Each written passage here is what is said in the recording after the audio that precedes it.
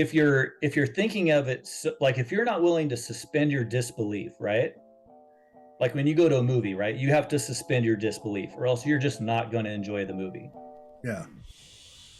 You have to suspend your disbelief here because it's essentially a story about fairies that are giving you their story via these guys that wrote the book. Okay. And that was that was verified in one of the old newspaper articles by Byron. Like he went into a whole thing with this one reporter about, how serious he was, that, the fairies trusted him, and, just everything about it spoke to that they were the mediators between the fairies and man, right? Yeah. So, I mean, if you want to, and it's a mythology for the modern world. So if you want to really get into the mythology of the book, you have to accept that the fairies gave them the stories.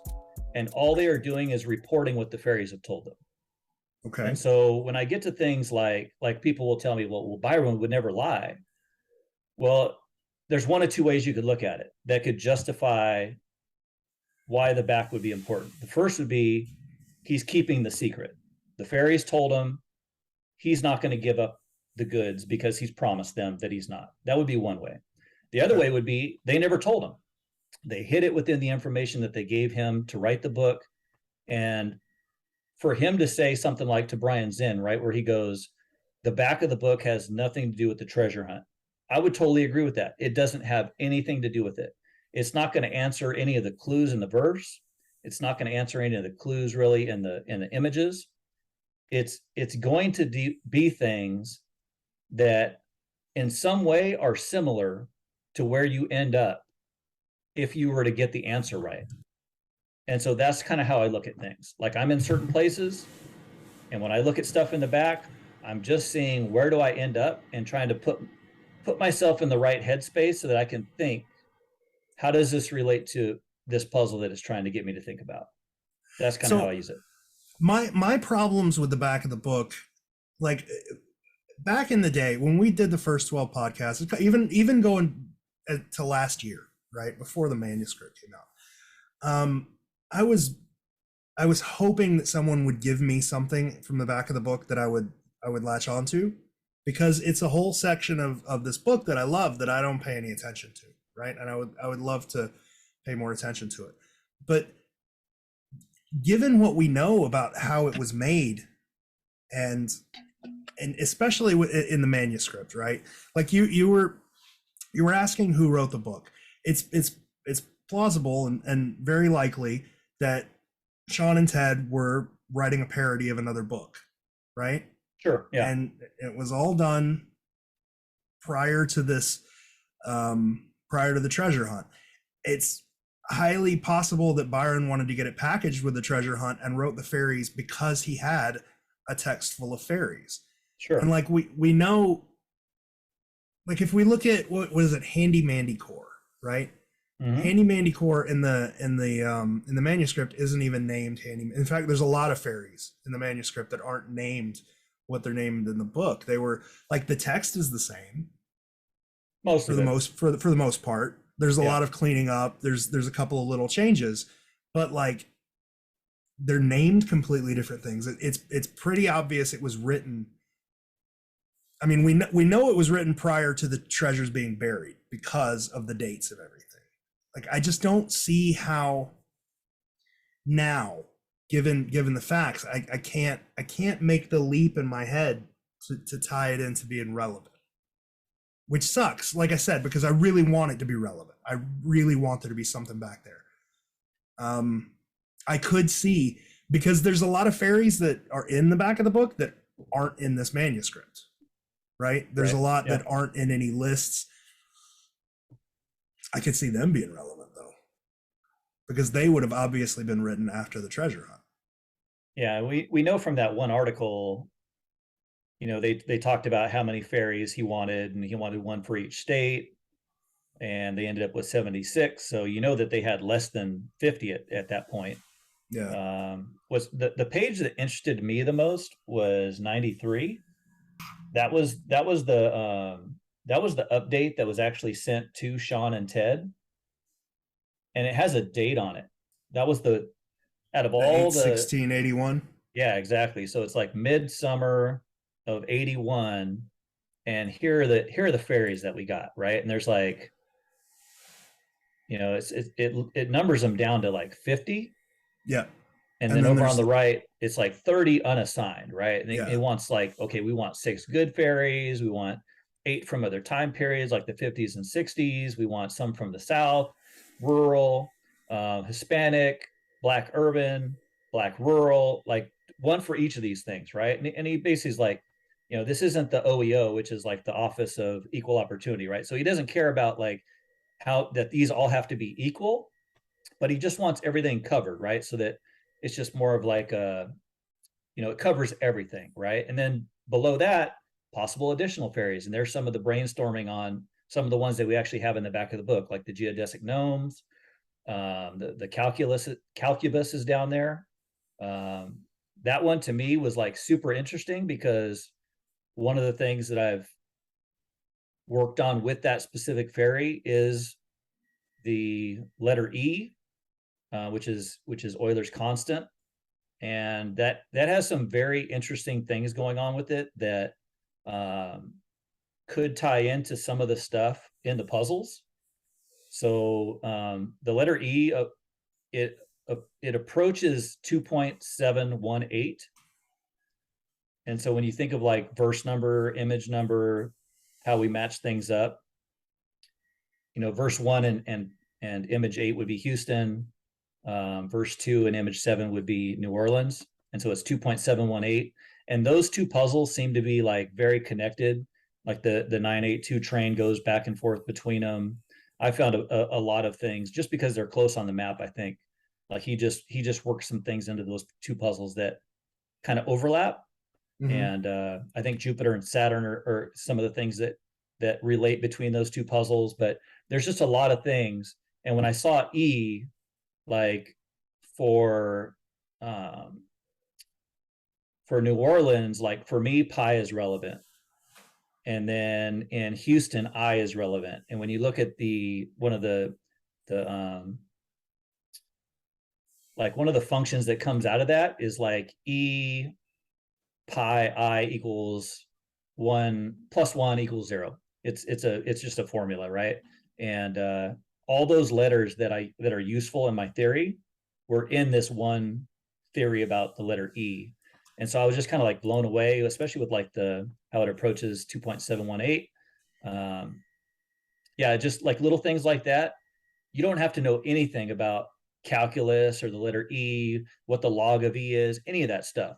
All you have to do is basically be able to look at something and grasp like a really big overarching concept, like the numbers that it approaches are the painting and image numbers that go together. And I mean, and there, just to back up your idea, there's stuff on the ground that does the same thing, especially with Houston and New Orleans. Like there's a tree in New Orleans where John and I were digging back in the day, across from Gallery Hall, that was donated by Herman Park. And then I want to say that there was something matching from that park that was in Houston as well. Somebody told me that once, so don't hold me to it. But then like Houston and San Francisco with the Japanese pavilions, right? Like Sure. there's weird crap that ties these cities together. Oh yeah, it's And like a spider web. yeah, so that's just kind of adding on to that idea that people Now have. It's just just go just ahead. so you Sorry. know, like I'm at Tranquility, I'm not at Herman Park, Yeah. but I think that everything at Herman Park is relevant at Tranquility. Like I think it's weird, but I've seen so many things at Herman Park that I'm like, wow, I think that's actually a hint for Tranquility. Like if you were there, like for example, he told Will House wouldn't be a waste of time to dig there. Well, I think Yeah. the reason that he told him that was because where he was digging could have been relevant to where it's at in Tranquility. Okay. That's just one of my theories that I have. But yeah, you mentioned like connections between San Francisco and Houston. So I'm at Tranquility, which was JFK sending us to the moon. And JFK is obviously one of the considerations for the San Francisco puzzle. And there's 11 moons in the San Francisco painting, which could be referencing Apollo 11. So like I look at those kind of connections between puzzles. I mean, that's like my bread and butter. That's my wheelhouse. I always like to ask one question. You don't have to answer this if you don't want to. Anytime someone brings up Tranquility Park, Mm-hmm. where the hell would you dig there? It's all concrete. What's funny is, so like I've been at that place for like the last couple of years, Yeah. and I have some people that I collaborate with, and we were searching in different areas within the park. We used to be at kind of in front of where the big three towers are that kind of look like the painting. Yeah. Um, it's not there. I can just tell you that it's not there. We switched to the other side of the park because of the line step across, and so if you're kind of at where the footprint is and you step across to the other side of the park, you end up over there. And there's some different things on that side that are All in right. fours, right? There's these spots over there that are in fours. There's the lights that are in fours, and so we've tried a bunch of different combinations. Um, and also, I mean, there's stuff in the back of the book for that area. The sophomore Jinx, for example, has his boot print looks like the small step monument that's at the park, stuff like that. So Yeah. um, I've kind of promised that I wouldn't talk too much about where we're at, No, it's but fine. Yeah. Don't I mean, don't. we, Especially we if you're have working with a team, I don't want you to give it we away. have looked around a little bit, on that side of the park. So But I mean, there's so much in the back of the book that like relates to space and relates to history that I guess you can sort of put an overarching theme on it and just say Houston, but it does really fit with the Tranquility Park area, at least the theme of the Tranquility Park area. here's kind of how I look at it. So let's say you were back in 1982 and you were just starting. You read the beginning of the book. It's a story about the how they got here, and then you get to the puzzles finally, right? The very first verse that you read is going to be the Houston verse, what we think is the Houston verse, right? Mm, What if that was like a template? It was essentially your set of instructions for how all the other puzzles work. So the very first line is Fortress North. Well, there's a thing called Fortress North America, which was used during like World War II and during the Cold War to basically signify a joint agreement between the United States and Canada that if they needed to, they would basically join forces to protect this side of the pond, right? So the very first line gives you the search area because we know that all the casts are buried in North America, right? In the United States and Canada.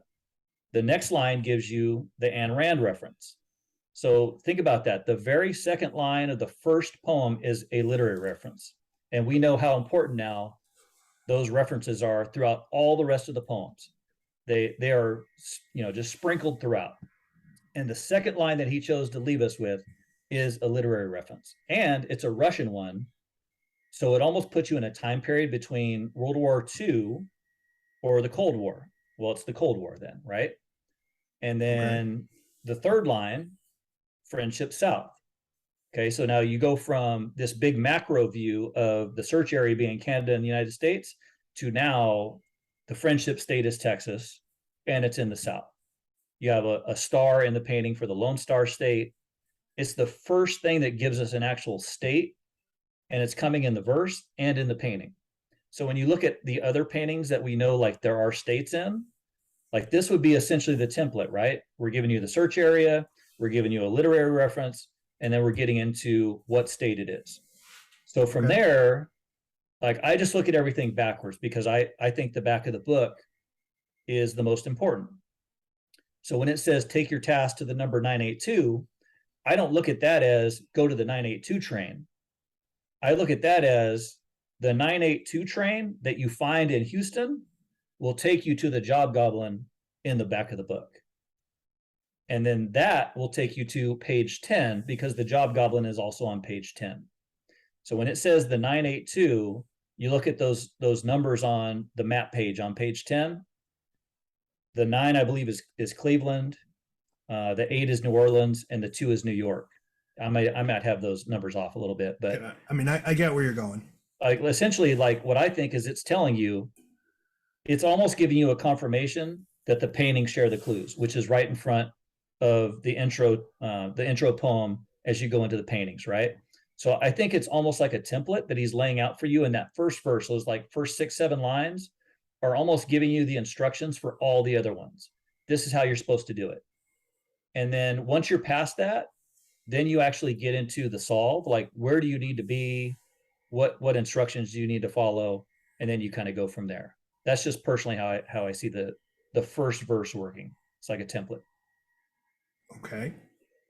Kind of at a loss. I'm trying to process all of this now. I hear this and I think we've just made this puzzle immeasurably more difficult.